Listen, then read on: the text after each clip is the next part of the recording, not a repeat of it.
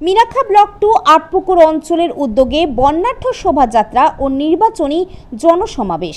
বসিরহাট লোকসভা কেন্দ্রের তৃণমূল কংগ্রেসের প্রার্থী হাজী নুরুল ইসলাম সাহেবের সমর্থনে মিনাখা ব্লক 2 আটপুকুর অঞ্চল কমিটি এবং তৃণমূল কংগ্রেস কর্মী সমর্থক একসঙ্গে বর্ণাঢ্য শোভাযাত্রা একটি সুবিশাল মিছিল করলেন। মিছিলের শেষে নির্বাচনী জনসভা করলেন আটপুকুর বিহারী স্কুল মাঠ প্রাঙ্গণে।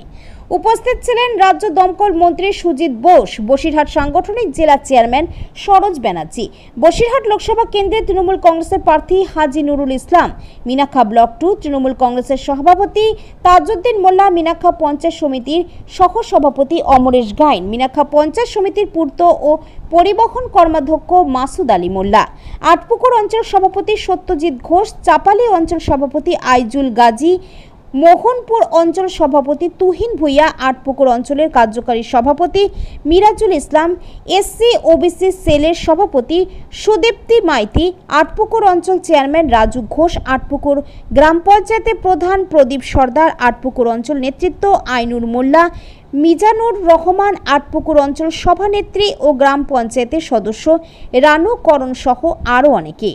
এই র্যালি দেখার পর বিজেপির ঘুম উড়ে যাবে যে মিনাখা ব্লকের মাটি তৃণমূল কংগ্রেসের দুর্জয় ঘাঁটি।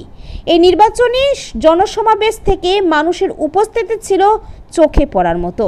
হারোয়া থেকে মঙ্গল দাসের রিপোর্ট, লাইভ নিউজ 66। জেলার নির্দেশ অনুসারে আটপুকুর অঞ্চলে আজকে যে অংশটা র্যালি হয়েছে তাতে দেখলাম মানুষের বিপুল উদ্দীপনা এবং যেভাবে হাজারে হাজারে মানুষ বেরিয়েছে তাতে আমরা নিজেরাও সন্তুষ্ট এবং আমরা আশা রাখি এবছর যেভাবে বসিরহাট লোকসভা নিয়ে তো আমাদের মনে কোনো দ্বিধাদ্বন্দ্ব নেই, তৃণমূল কংগ্রেস জিতবে জানি, ম্যাটার করে লিড কি হবে না হবে সেটা নিয়ে।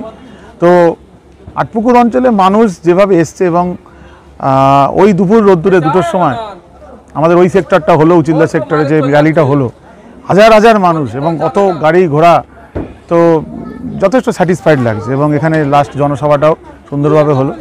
আমাদের সকলেরই লক্ষ্য, প্রত্যেক দল তার বার্তা দেয়, আমাদের দলের বার্তা মানুষের কাছে পৌঁছে দেওয়ার জন্যই সাংগঠনিকভাবে যে কর্মসূচি নেওয়া হয়েছে এবং তা সফলভাবে হয়েছে। নির্ভর করে মানুষের ওপরে। আজকে আমি বলে দেবো অমুক হবে তমুক হবে, তা সেটা আমরা তো জ্যোতিষী কেউ নয়, আমরা নির্ভর করছি আমাদের উন্নয়নের উপরে। মমতা বন্দ্যোপাধ্যায় মানুষের ডোর টু ডোর যে উন্নয়ন পৌঁছে দিয়েছে এবং পজিটিভলি আমরা কোনো নেগেটিভ বার্তা তো দিই না। 100 দিনের কাজের টাকা বন্ধ, মমতা বন্দ্যোপাধ্যায় ছেড়ে দিয়েছে। আবাস প্লাসের টাকা বন্ধ, সেটাও দেওয়ার অঙ্গীকার করেছে। তো রাস্তা সড়ক থেকে শুরু করে রুটি কাপড়া মাকান যে মানুষের যেগুলো দরকার, এবং সেই সঙ্গে ভারতবর্ষ না পৃথিবীর ইতিহাসে কয়েকটা কালজয়ী প্রকল্প, রূপশ্রী, কন্যাশ্রী এবং লক্ষ্মীর ভাণ্ডার, এগুলোকে সামনে রেখেই এগোতে হবে এবং মানুষের কাছে আমরা বলছি মানুষ নিশ্চয়ই পাশে থাকবে। আমার মনে হয় দুর্গ বলে কিছু হয় না। সেই সময় ভূমি সংস্কারের মাধ্যমে দল ক্ষমতায় এসেছিল সিপিআইএম। তারপরে আটপুকুর অঞ্চলে সত্যি কথা আপনারা পুরনো মানুষদের কাছে জিজ্ঞাসা করবেন, ডেভেলপমেন্ট বলে কিছুই ছিল না।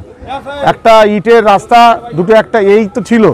সেই বিদ্যুতায়ন থেকে শুরু করে রাস্তাঘাট থেকে শুরু করে সবই তো এই আমলে হলো। মানুষের সার্বিক উন্নতি হয়েছে এবং এখনকার যুগে যুবক যা ইয়াং ছেলেপিলে তারা তো সেই বাম আমলটা ভালো করে দেখেনি এবং সেই বামেরাই তো সব জামাটামা পাল্টে বিজেপি। এখানে আটপুকুরে সংখ্যালঘু অধ্যুষিত কিছুটা এলাকা আছে। এখানে 2008 সাল থেকে আজকে 2024 16 বছর ধরে তৃণমূল কংগ্রেস নিরঙ্কুশ ভোট পায়। তো সুতরাং এখানে ওই বিরোধী দলে দেখেছেন কোনো এখানে কিছু আছে, ওদের নিয়ে আমাদের মাথা ব্যথা নেই। আমাদের চিন্তা আমাদের দলের কর্মীরা ঐক্যবদ্ধভাবে কীভাবে মাঠে নামবে, কতটা ভোট তৃণমূল কংগ্রেসের আন্ডারে আনবে শান্তিপূর্ণভাবে এবং মানুষের উপর আস্থা রেখে, এইটাই আমাদের লক্ষ্য, অন্য কিছু না। পুরো অঞ্চল সভাপতি, কার্যকরী সভাপতি, প্রধান থেকে শুরু করে বিভিন্ন মানুষ, জনগণ যেভাবে আজকের উপচে পড়েছে এখানে, এটা বলা যায় যে আমরা যতটা আশা করেছিলাম তার থেকে বেশি মানুষ আটপুকুর অঞ্চল থেকে বেরিয়েছে। এর থেকে আমরা মনে করি আটপুকুর অঞ্চল ভালো ভোটেই লিড হবে এখান থেকে। মিনাখা ব্লকটি আর 4টে অঞ্চল, আমাদের প্রত্যেকটা অঞ্চলের অঞ্চল সভাপতি নেতৃত্বদের সঙ্গে আমাদের সুসম্পর্ক। আমরা বিভিন্ন অঞ্চলে আমরা পরস্পরকে সম্পূর্ণরূপে সহযোগিতা করব, আর এটা আমরা পেয়ে থাকি।